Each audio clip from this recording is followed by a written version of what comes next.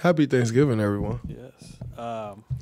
One of the stories tonight is like, you guys are reworking the second unit, and that includes putting you in it. How important of a task is it to you to like get that thing going? Sorry, go ahead. No, and what are you doing?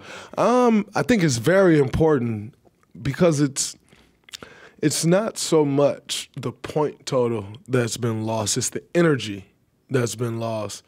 And then you try to come back from that, and sometimes it's just impossible to overcome, And so I think, that is the importance of it, is just making sure that we're able to sustain the level of energy needed to win at a high level. And so that's my goal. And what am I doing? Number one, just trying to slow the unit down. That unit should not play as fast as the first unit. It should be more methodical. It should be more sets. It should be more patterned movements as opposed to random movements and random offense. And so I think for me it's just trying to slow that unit down, number one, and then number two, and most importantly, is make sure that unit is defending. Because as a second unit, your job isn't to go out there and build the lead. Your job is to maintain the lead. And in the instance that the first unit failed to build a lead, then your job is to slow down and settle the game in. And so that's just kind of been my focus with it, and just trying to help that unit play as much mistake-free basketball as we possibly can. There were a few moments, though, that you were getting it off the rim, and you were kind of pushing the pace, too. I mean, in a controlled way where you have the ball. Is there some of that, too, where, you're trying to juice pace at times, too? Yeah. I think for me, anytime that I can get the ball and push the pace, regardless of who out there, is good for us.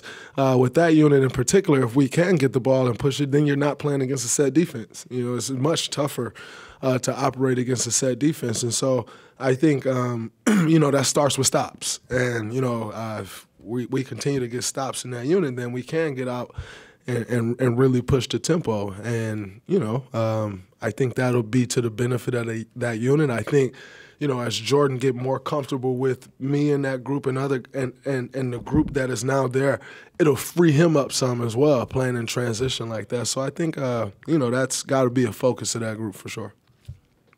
Draymond, along those lines, that early in the fourth when you drove the full distance of the court and then found Lamb for that layup, and they called a timeout right away. That was a key little stretch. What does that do also for the confidence of some of these guys? It's huge for the confidence of guys because that,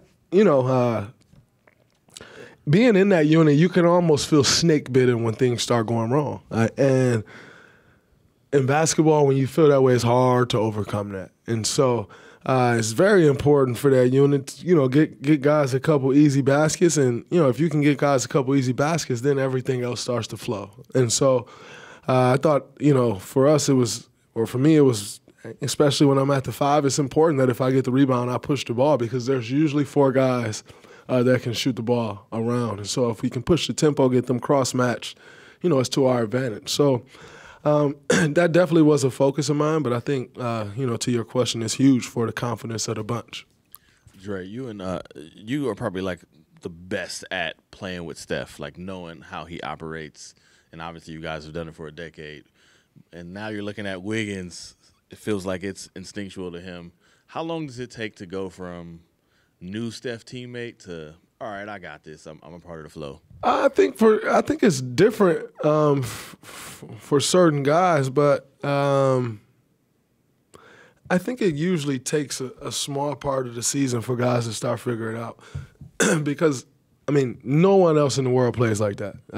It's funny when you're playing against other teams and the first thing guy walks up is like, this dude never stops moving. I'm like, I know. It's pretty interesting. But no one else plays like that. And so it is an adjustment period that it takes.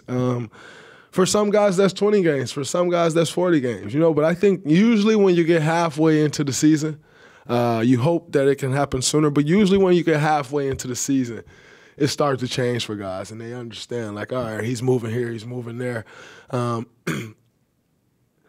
And what you end up realizing is when to get in the way, per se, and when to just get out the way. And I think, once you start to figure that out, everything else just kind of comes naturally.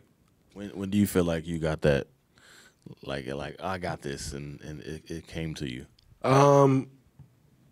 My rookie year, like once I figured out how good he was in a pick and roll, I just ran and set screens for Steph. And no matter where he was, no matter where I was, if I saw him, I was flying to set a ball screen. And then we just kind of built off that. And it's been special to play with someone of that talent that carries, that pulls the defense the way that he pulls the defense. I think it's been a great match of skill sets. My skill set matches and helps what he's able to do, and his skill set helps and matches what I'm able to do, and it's great. But I have to say, for me, it was figuring out, all right, like, go set the screen and just give him a half a step. If you give him half a step, he good. Draymond, Andrew's been super consistent for you guys. I think he's shooting over 43% from three-point range now. Does it surprise you at all that this was his first 30-point game in basically a year? It does surprise me. I just saw that, I think on the Warriors Instagram. I was just sitting downstairs. He said his first 30-point game. He's been playing so well, and he's been up there a few times. Obviously didn't quite get 30, but Wiggs has been playing really good basketball. He was been shooting the lights out, and it's very helpful for this group because at the rate he's knocking it down, it's huge for us. It's kind of interesting. You two were just talking about your and Steph's skill sets matching so well. That is historically why you've stuck with Steph in rotations. You going to the second unit means you're separating from him. How dangerous is that for you guys? And then also how much of what Kevon has become kind of allows you guys to test this out? It definitely allows and helps to test that out because Loon is he can play that similar role that I play in that offense at times. And so when I now started going over to the second unit, that's less minutes of us together. But we've done this before too. I want to say a few years back we did the same thing where I would come out a little earlier in the first quarter, and then I would go back to start that second quarter. So it's not quite foreign territory for me. It's not something that we've done in a while, but it's not like I'm adjusting to something that we've never done. I've had to do it at times. But in saying that, the danger of it, I look at it more from a safety net than danger because both of us can get the groups in the offense. And I think that's the main thing, especially for that second group, is who's going to get the group into the offense. There's times where you're asking Jordan to score. You're asking him to get everybody into he's 23. Like, he's in his fourth year. It takes a while to figure that out. And so I look at it more of a safety net than necessarily danger. And just one of us being on the court almost at all times, I think that's great for us. Dre, it seems like, more than the past couple of years at least, your veteran leadership has been relied upon for this team.